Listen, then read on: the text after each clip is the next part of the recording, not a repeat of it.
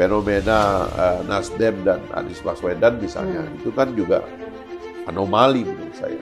Yang ini kan sampah yang kita buang di depan publik ini, di depan bangsa kita ini, dan kita mencium bau yang tidak enak, khawatirnya ini jadi masalah. Saya kira Pak Prabowo itu harus sering membuat pengakuan bahwa yang dilakukan Pak Jokowi kepada dia itu adalah satu peristiwa penting. Tapi at least setelah dia selesai di DKI itu kan, dia kan harusnya ada proyek dengan Pak Prabowo, harusnya menurut saya dia ke Pak Prabowo dulu dengan mengucapkan terima kasih. Semua sudah selesai amanahnya dan selanjutnya ya kita bahas lagi.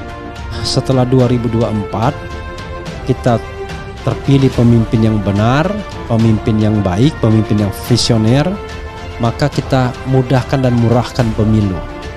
Buang presidensial threshold, kemudian yang namanya penyelenggara pemilunya itu bikin yang independen, ya, tidak sontoloyo, ya. Sekarang ini menunjuk peserta penyelenggara pemilu itu didasarkan pada bukan prinsip meritokrasi tetapi afiliasi.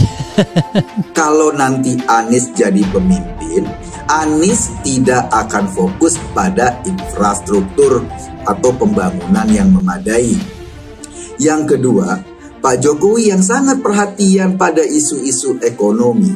Dia sangat konsen dengan inflasi misalnya, sangat konsen dengan bagaimana Indonesia menghadapi krisis internasional. Ketika negara-negara lain sedang krisis, Pak Jokowi sangat konsen untuk menjaga ekonomi Indonesia agar kita tidak terimbas. Dengan demikian, maka kalau Anies berkuasa, hal yang kayak gitu ya nggak dipedulikan sama Anies, karena dia adalah antitesa Jokowi. Jokowi orangnya sederhana, sama masyarakat berinteraksi dengan baik.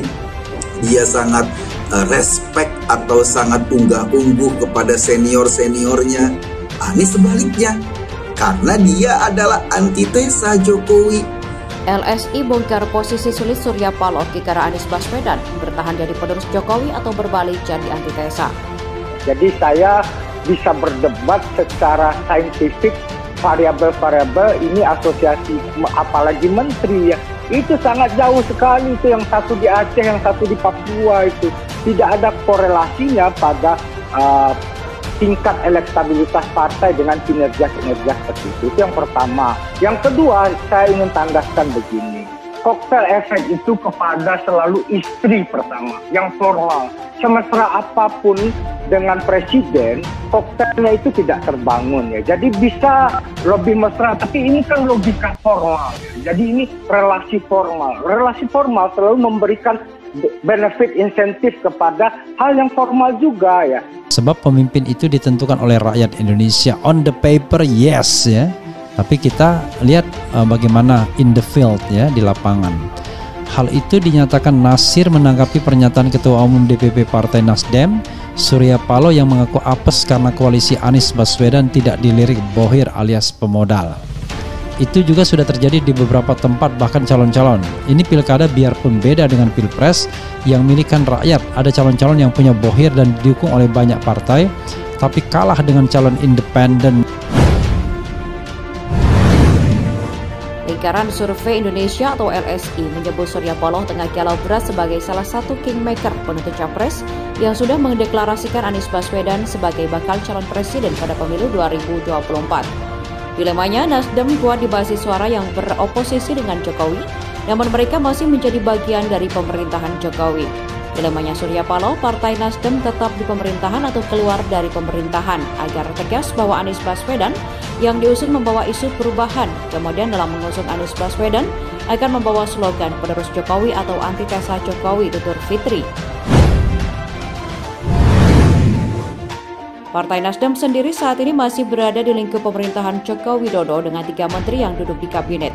Mereka adalah Menteri Pertanian Syahrul Yassin Limpo, Menteri Komunikasi dan Informatika Johnny Kiplit, dan Menteri Lingkungan Hidup Siti Nurbaya Bakar.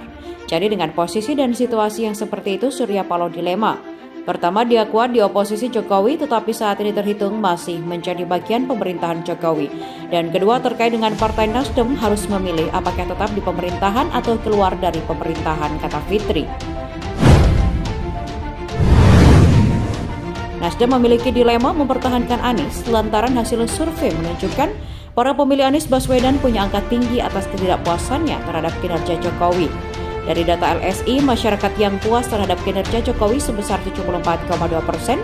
Dari total tersebut, 32% adalah pemilih Ganjar, 23,1% pemilih Prabowo, 12,3% adalah pemilih Anies Baswedan. Dengan kata lain, di antara para kandidat tersebut yang merasa puas dengan kinerja Jokowi adalah pemilih Ganjar, sedangkan yang tidak puas dengan kinerja Jokowi adalah pemilih Anies.